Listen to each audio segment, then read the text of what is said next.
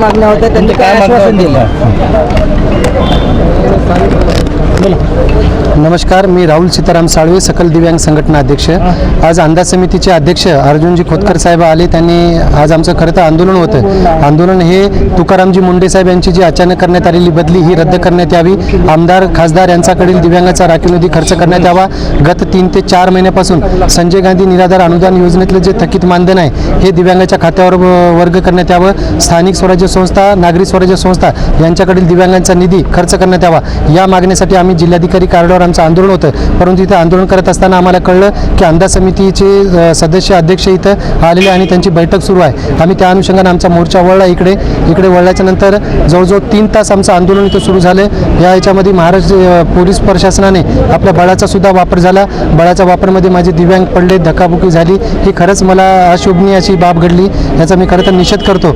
आणि माननीय जे अध्यक्ष आहेत आजच्या अंदाज समितीचे, त्यांनी येऊन आमची भेट घेतली. आता जाता भेट घेतली आणि त्यांचं आमचं निवेदन स्वीकारलं. तर आमची मागणी होती की माननीय मुख्यमंत्री महोदयांना आपण फोन करावं. माननीय मुख्यमंत्री महोदयाला फोन करून माननीय तुकारामजी मुंडे साहेब यांची जी बदली रद्द करण्यात आली ती बदली रद्द करण्यात यावी आणि त्यांना दिव्यांग सक्षमीकरण विभागाच्या सचिवपदी परत स्थापित करण्यात यावं अशी आमची मागणी होती.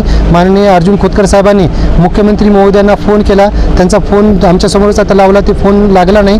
अजून थोड्या वेळाने त्यांचा फोन येईल म्हटले. मी लावल्याच्या नंतर आम्ही तुम्हाला कळू म्हणले. 40 मिनिटासाठीचं त्यांचा आता ब्रेक आहे. आम्ही इथंच थांबल्याच्या नंतर आमचं जे आम्ही पाहू की आम्हाला, कारण आम्ही 2 एप्रिल रोजी, जसं 31 मार्च रोजी तुकारामजी मुंडे साहेबांचं बदलीचे ऑर्डर निघाले. हेच मुख्यमंत्री महोदय आहेत ज्यांनी अधिवेशनामध्ये एक उत्कृष्ट अधिकारी म्हणून IAS अधिकारी तुकारामजी मुंडे साहेब यांच्या कामाचं कौतुक केलं.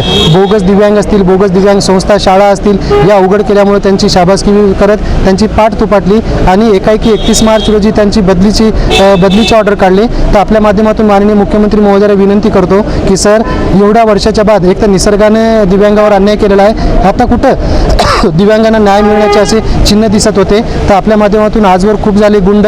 आम्हाला फक्त एकच हवे, ते तुकाराम मुंडे. आतापर्यंत पुष्कळ झाले गुंडे, आम्हाला एकच हवे, तुकाराम मुंडे, अशी मी आपल्याकडून विनंती करतो. आणि माननीय मुख्यमंत्री महोदयांनी तुकारामजी मुंडे साहेबांची बदली रद्द करावी एवढी विनंती करतो.